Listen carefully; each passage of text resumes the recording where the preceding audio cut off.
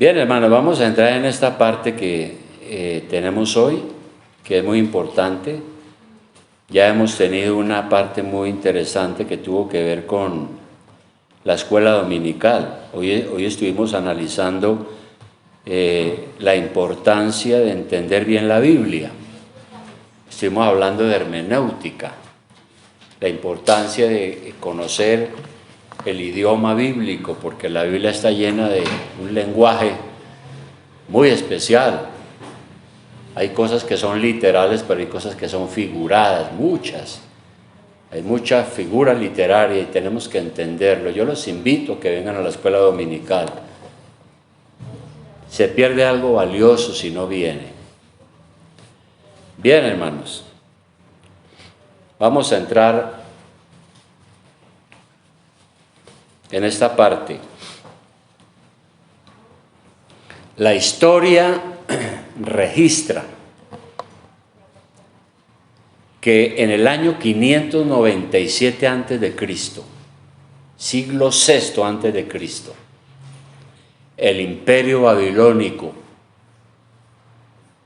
porque Babilonia era el que mandaba, tenía poder absoluto en todo lo que conocemos hoy como Medio Oriente, mucha parte de Europa y otras partes.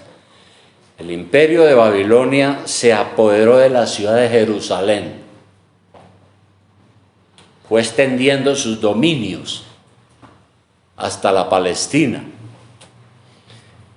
De manera que los ejércitos entraron a la ciudad, desvalijaron el templo, el famoso templo que tenía tanto oro, y llevó cautivos a Babilonia a los príncipes, a los líderes, a los principales de la ciudad.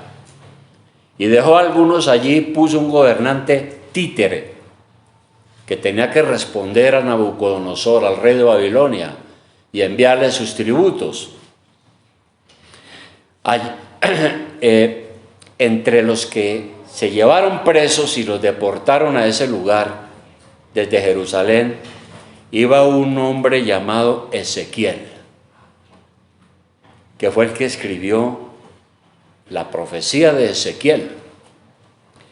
Allá en Babilonia, entonces, el Señor lo llamó a Ezequiel para que predicara la palabra a los que estaban ahí, cautivos, desterrados, pero también a los que habían quedado en Jerusalén, a ese pueblo.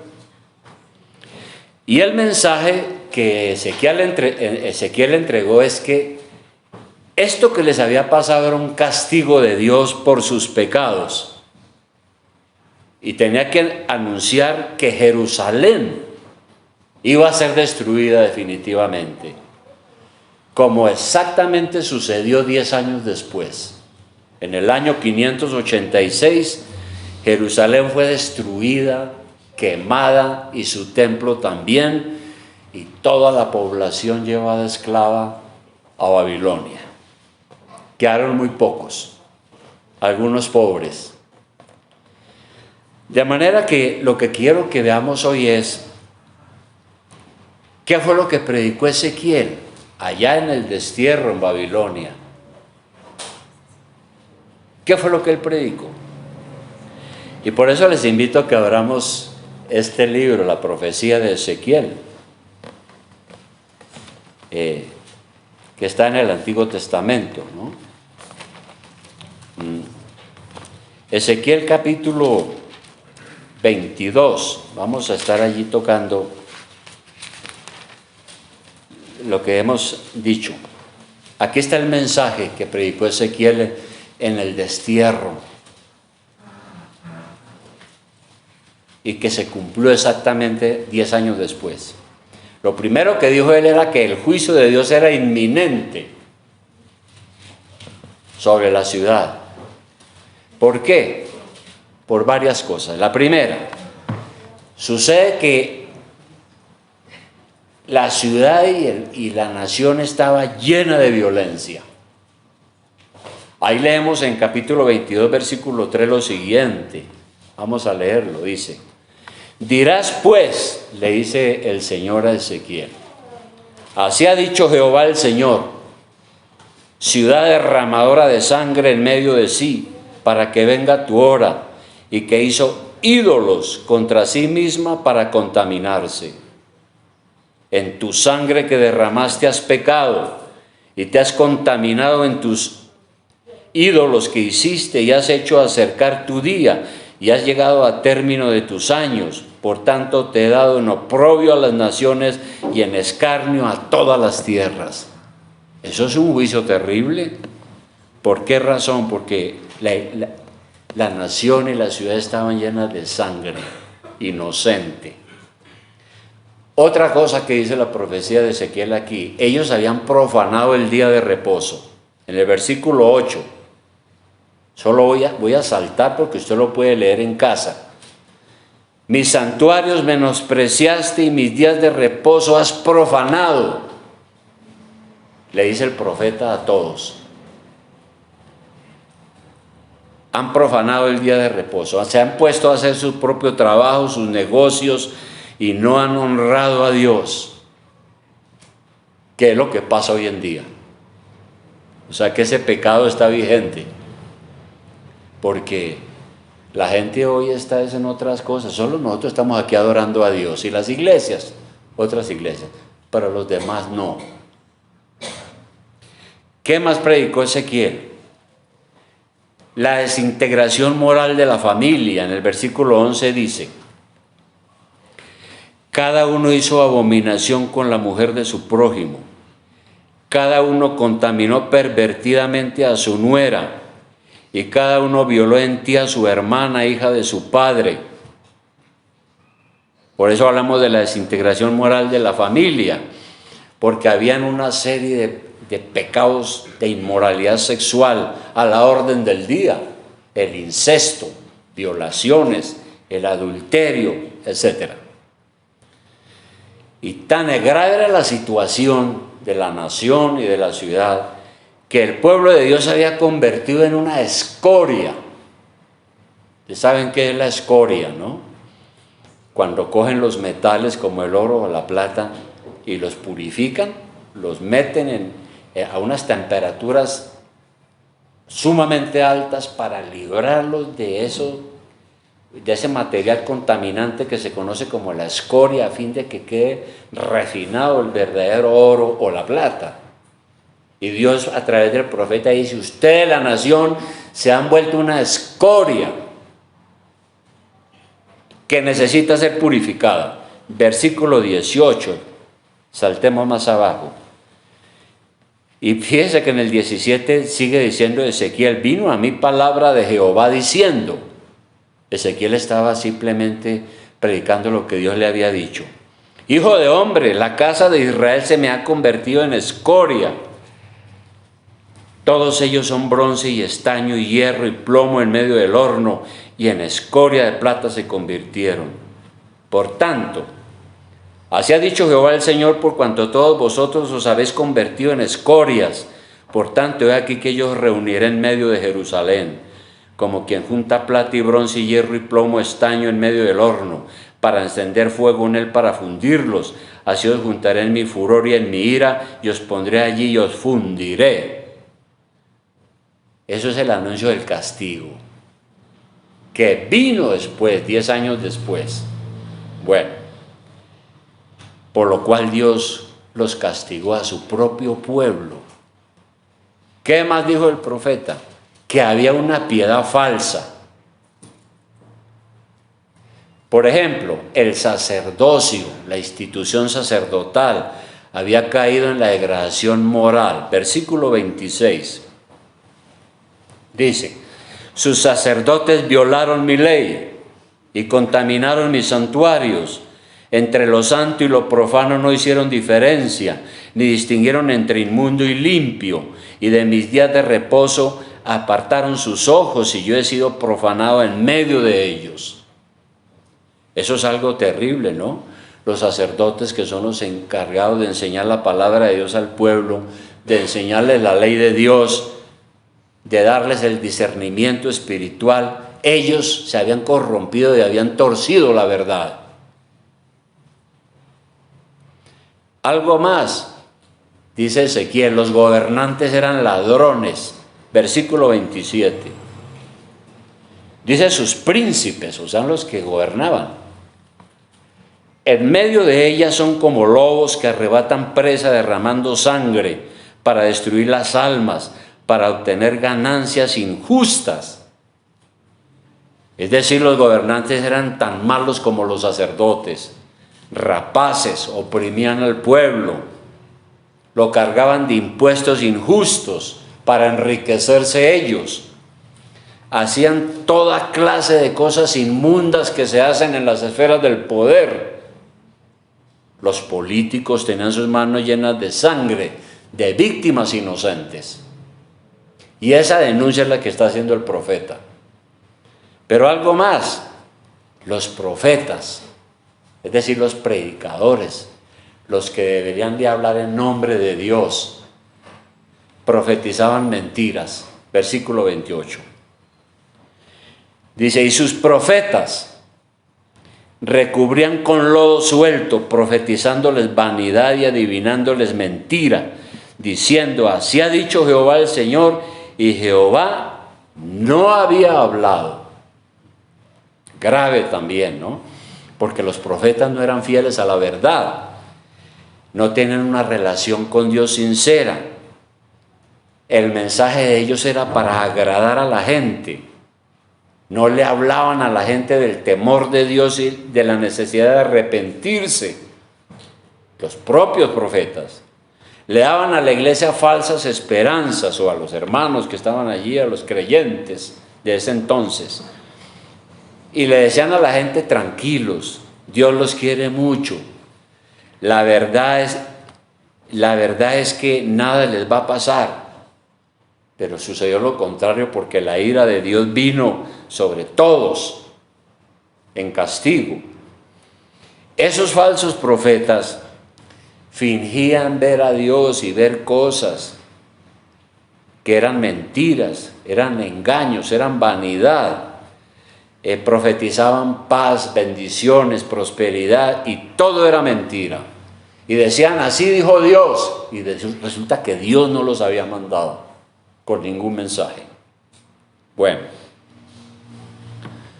y cuando yo me puse a leer estos versículos para preparar este mensaje hoy, me estaba acordando de nosotros aquí en nuestro país.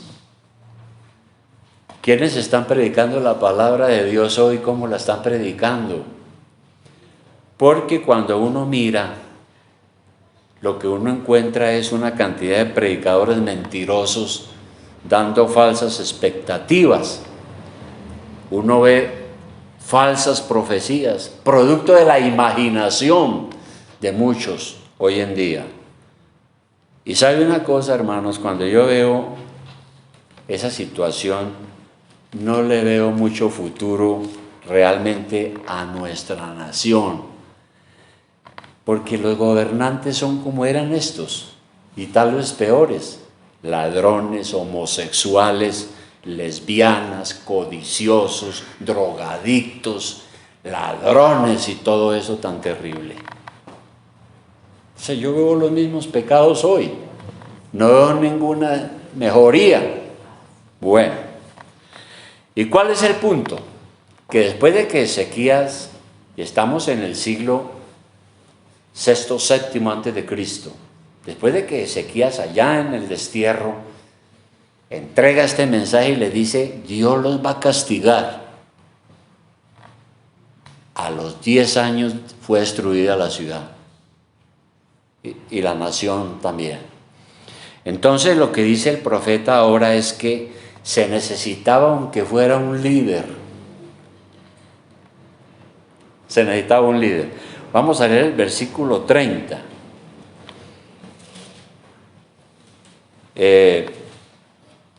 Leamos el 29 ya que está ahí junto. Dice, el pueblo de la tierra usaba de opresión y cometía robo, al afligido y menesteroso hacían violencia, y al extranjero oprimía sin derecho. Y busqué entre ellos hombre que hiciese vallado. Dios empezó a mirar la situación espiritual y empezó a ver si había alguien ahí que hiciese un vallado, alguien que se doliera de la situación espiritual de la ciudad y de la nación, que construyera un vallado. ¿Y qué es un vallado? Un vallado es una cerca. Antiguamente eran unas cercas pisadas con tierra y con unas estacas que colocaban a las entradas de las ciudades, porque las ciudades eran amuralladas, pero tenían a veces una puerta o ciertos lugares débiles, entonces hacían vallado para defenderla, para que ningún enemigo entrara a la ciudad. Y eso es una metáfora, que aquí vimos que es la metáfora, no es un ejemplo para mostrar una realidad espiritual. Y eso significa, lo que significaba en ese momento de la predicación de Ezequiel, es que se necesitaba alguien que predicara de verdad, que enseñara, que orara por el pueblo, que viera los excesos que se estaban cometiendo. Alguien que ayudara a que la gente refrenara su pecado y los reformara y dieran buen ejemplo. Ese líder se necesitaba. Y Dios dice aquí, yo miré y busqué entre los hombres alguien que hiciese un vallado para proteger a esta ciudad sanguinaria y pecaminosa. Dios buscó a alguien que trabajara por la salvación de las almas, por ejemplo. Sigue diciendo en el 30, ahí donde estamos, busqué entre ellos hombres que hiciese vallado y que se pusiese en la brecha delante de mí. Alguien que se pusiera en la brecha. ¿Qué es una brecha? Eso es otra metáfora. Las ciudades antiguas como Jerusalén, como dije, estaban rodeadas de muros. Tenían a veces una sola puerta de entrada, gigante, pero era una puerta infranqueable. Y los muros altos.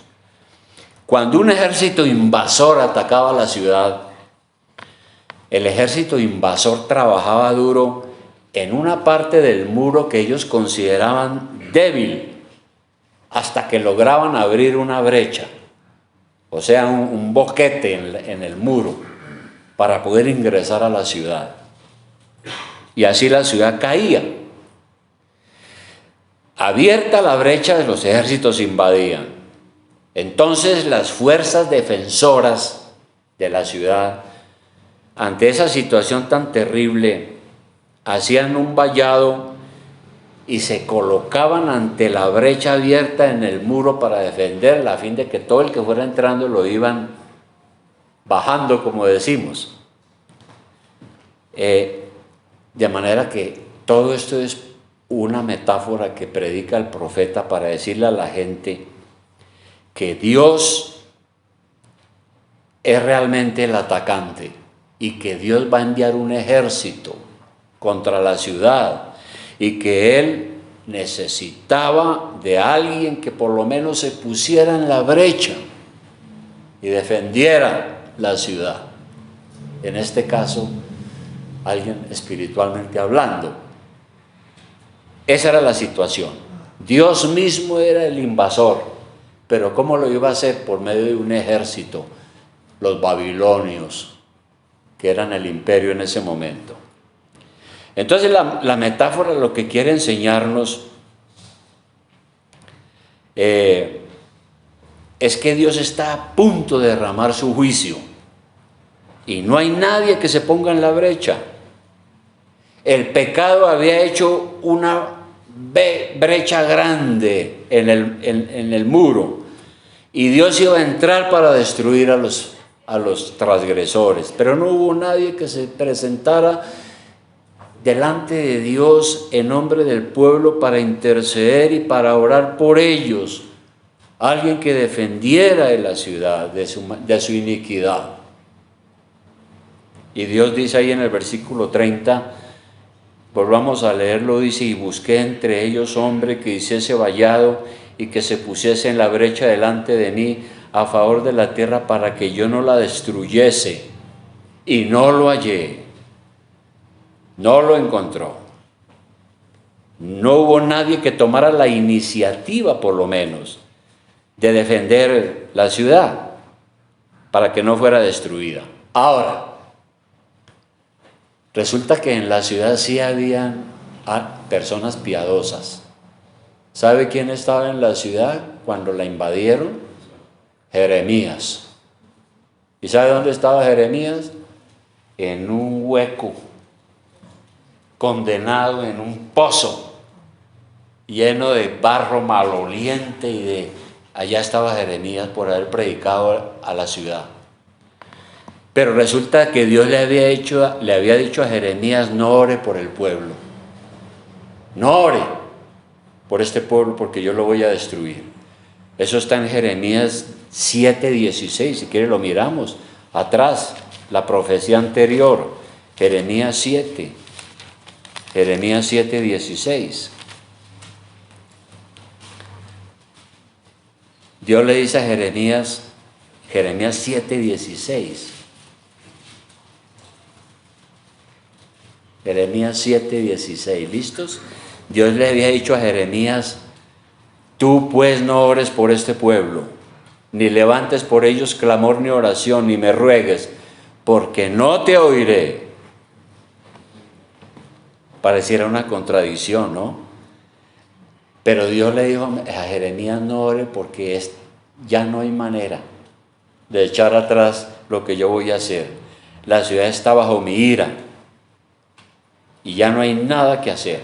Y es más, parece que la gente que era temerosa de Dios en la ciudad, cuando se dio cuenta que la destrucción iba a ser inevitable y que los ejércitos iban a invadir, dijeron: ya no hay caso.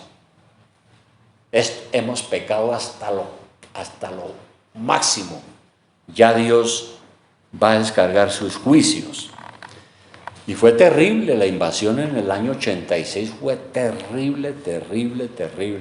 El asedio fue una cosa terrible. Eso está en la historia, usted lo puede leer. Busquen en la internet nomás. Jerusalén en el año 586, ¿qué pasó allá? ¿Qué es lo que está aquí? Con decirles, hermanos, que le fue mejor a Sodoma y a Gomorra, que muchos años antes había sido destruida. Le fue mejor. Mire usted que en Génesis 18:17, vamos a mirar, Génesis 18:17, para poner un ejemplo de lo que estoy diciendo de Sodoma y de Gomorra. Génesis 18:17. Resulta que eran ciudades perversas. La palabra sodomita significa homosexual. Ahora, yo creo que el homosexualismo se practicaba en muchas ciudades cananeas, pero especialmente ahí en Sodoma y Gomorra. De manera que Dios envía unos ángeles en forma humana para hablar con Abraham y decirle: yo le voy a decir algo que voy a hacer con estas dos ciudades. Las voy a destruir, porque Abraham tenía a su hermano allá, a Lot, con su familia. Y Dios dijo, según el versículo 17, Jehová dijo: ¿encubriré yo a Abraham lo que voy a hacer? Habiendo de ser Abraham una nación grande y fuerte, habiendo de ser benditas en él todas las naciones de la tierra. De manera que el Señor resuelve contarle a Abraham que él va a destruir a Sodoma y a Gomorra. Entonces empieza Abraham a ponerse en la brecha. Y en el versículo 23, mire lo que dijo, le respondió Abraham. Y se acercó a Abraham y dijo, es decir, en oración: ¿destruirás también al justo con el impío? Quizá haya 50 justos dentro de la ciudad. ¿Destruirás también y no perdonarás al lugar por amor a los 50 justos que están dentro de él? Una pregunta muy razonable, ¿no? Le dice Abraham a Dios: ¿cómo se le ocurre? ¿Usted va a hacer eso? Y pues, De pronto ahí hay 50 justos que ellos no tienen nada que ver.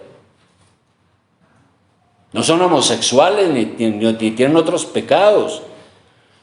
Y el 25 dice, lejos de ti el hacer tal, que hagas morir al justo con el impío y que sea el justo tratado como el impío. Nunca tal hagas.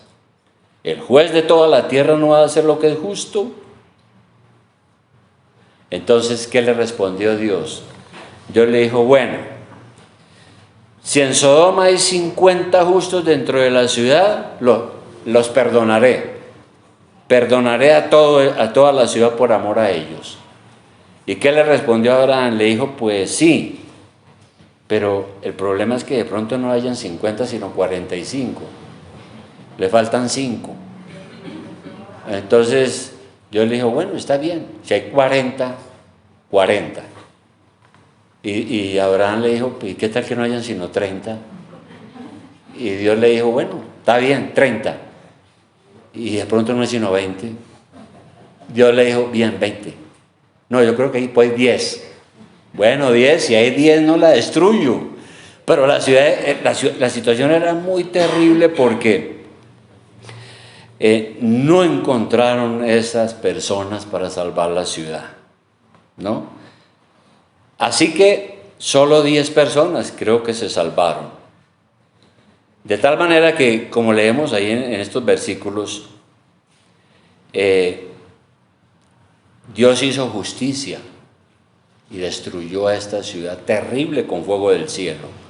Y sobre eso se han tejido muchas cosas. Algunos dicen que fueron meteoritos, que fueron que se abrió la tierra y unos volcanes. La cosa es que el sitio existe. Y se ha comprobado todo lo terrible que pasó allá. Es un sitio muy salino, cerca al Mar Muerto, pero existe. Y fue cierto.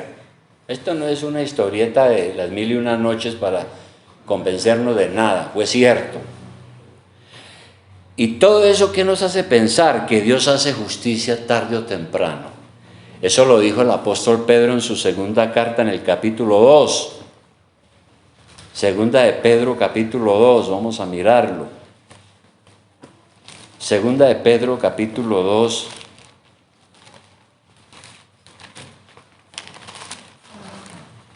El versículo 4. Segunda de Pedro 2, 4. ¿Qué dice allí? Dice lo siguiente. Porque si Dios no perdonó a los ángeles que pecaron, pues a los de la rebelión, pero eso es otra historia, no la vamos a tratar ahora, sino que arrojándolos al infierno los entregó a prisiones de oscuridad para ser reservados al juicio.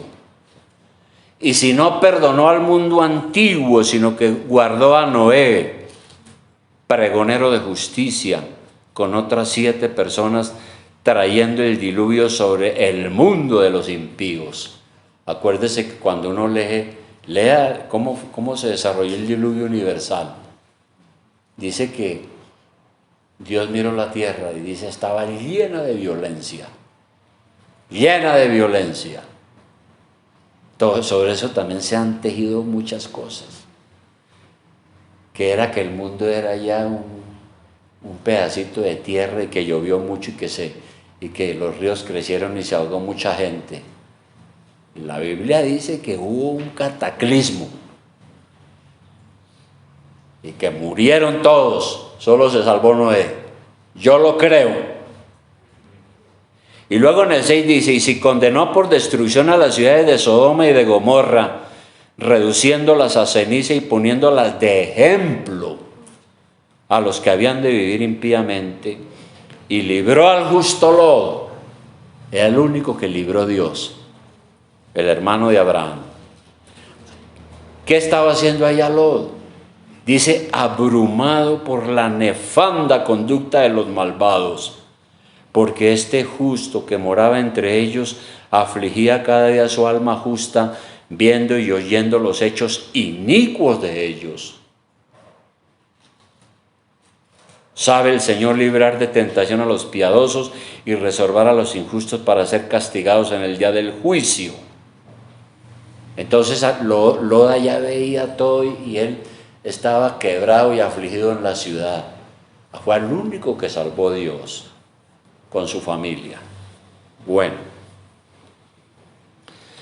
así que hermanos, volviendo a Jerusalén, Dios no tenía a nadie dispuesto a corregir la inmoralidad, nadie que se pusiera en la brecha, nadie que respondiera en súplica ante Dios. Por eso Dios, a través del profeta, dice: voy a destruirlos, voy a acabar con ellos en mi ira, porque Dios se aira. Eso es otra cosa, ¿no? Por ahí andan afuera diciendo que no, que Dios es como Papá Noel, muy bueno, muy querido, lleno de regalos, y que Él no castiga a nadie. ¡Qué ignorancia tan terrible!, ¿no? En el año 586 la ciudad fue destruida con su famoso templo. Vea, estudie la historia usted. Eso no lo niegan los historiadores porque fue real. Bien, bueno, y todo eso para qué. Mire usted que el apóstol Pablo en Romanos 15:4, ¿qué dice? Romanos 15:4, ¿qué dice? El apóstol Pablo en Romanos 15:4 dice algo que siempre me llamó la atención. Un versículo esos que está por allá refundido. Porque las cosas que se escribieron antes para nuestra enseñanza se escribieron, a fin de que por la paciencia y la consolación de las Escrituras tengamos esperanza. Pero el Dios de la paciencia y de la consolación os dé entre vosotros mismos sentir según Cristo Jesús. Aquí está diciendo que todo el Antiguo Testamento, todo esto que sucedió, ¿para qué es? Para que nosotros que hemos aprendido sigamos el ejemplo de lo que sucedió a través de estas enseñanzas y veamos que Dios es paciente y bueno y que lo lleva a ejercer su juicio es el pecado. Y escribiendo este mensaje pensé mucho en mi país, nuevamente, ¿no? Muchos estamos pensando en Colombia en estos días. Creo que el Señor no está muy contento con lo que estamos viendo, porque todos los días se viola su ley, las ciudades están llenas de crímenes y violencia, y no solo aquí, sino casi en todas partes del mundo. Es terrible. Realmente, como decía alguien, el mundo reúne todas las condiciones para que Dios lo destruya ya. ¿Y sabe qué dijo Jeremías después de que pasó todo esto? Él dijo lo siguiente, eso está en Lamentaciones 3:22, si quiere lo miramos. Lamentaciones 3:22. ¿Qué dijo Jeremías? En Lamentaciones 3:22.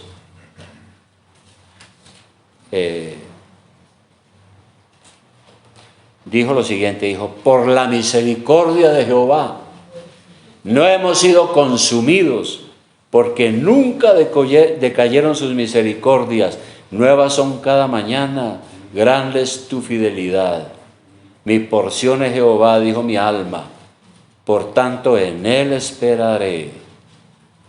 Dijo Jeremías, dice que no hemos sido destruidos es por la misericordia de Dios, por la paciencia de Dios. Pero Pedro dice que la paciencia de Dios va a llegar a un punto final. Y cuando Dios decide actuar en juicio, nadie lo puede parar. Nosotros no sabemos qué va a pasar, pero las circunstancias actuales no son nada buenas, porque uno ve masacres, violaciones, robos, mentiras, degradación sexual. Eso aquí a nivel interno, y a nivel internacional ni se diga. Entonces tenemos a un país invadiendo a otro, ¿no es cierto?, con amenazas de una guerra nuclear que nos va a borrar a todos del mapa, con gran destrucción. Esto es serio. Bueno, ¿y qué vamos a hacer? Nosotros que somos el pueblo de Dios, estamos llamados a ponernos en la brecha para clamar a nuestro Señor a fin de que tenga misericordia de nosotros. Ojalá no nos pase lo que sucedió en esos años. Y ahí finalmente digo lo siguiente, hay una profecía que esa sí es verdadera, ¿no? En las únicas profecías que yo creo son en las que están aquí en la Biblia, no en los profetas esos que andan por ahí en la televisión diciendo mentiras. Segunda de Timoteo 3:3. Segunda de Timoteo 3:3.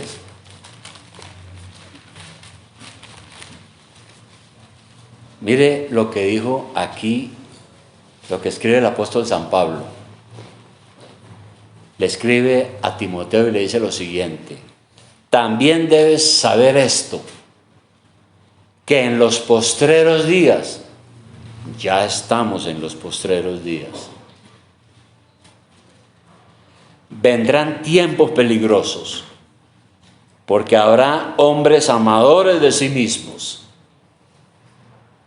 o sea, llenos de su ego, inflan su ego, ¿no?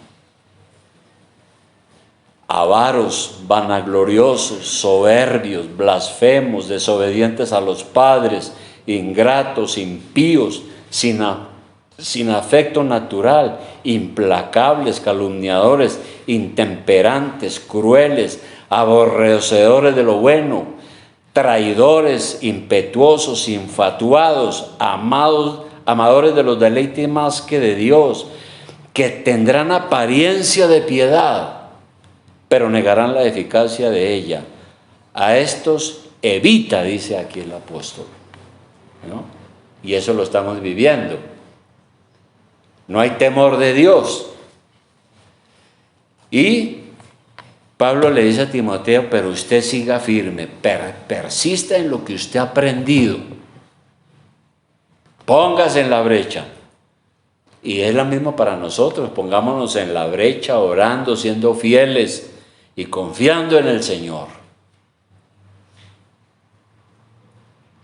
Y termino con un versículo clave, Lucas 18:7. Lucas 18:7. Lucas 18:7.